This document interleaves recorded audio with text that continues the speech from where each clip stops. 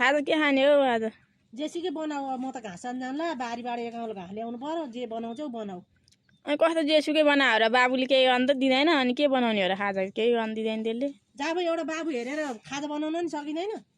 अनि म दौडेको दौडै गर्छ अनि रोटी सोटी यस्तो पकाउनु दिँदैन अब झट्ट बनाउने खाजा के छ र अनि कसैले नपा भुरो तिमीले पारेछ एउटा जाब भुरो हेरेर खाजा बनाउन नि चाहिँदैन त कहिले आउनु आज म काटेर ल्याउँछु घाँस कहाँ त्यहीँ पारी पारी होइन आज कहाँबाट घैँटा घाम लाग्नु भयो त फेरि अनि सधैँ भुरो हेरेर केही गर्नु नभ्याउने भनेर सुनाउनु हुन्छ आज म काटेर ल्याउँछु घाँस तपाईँ बाबु हेरेर खाजा बनाउनु हुन्छ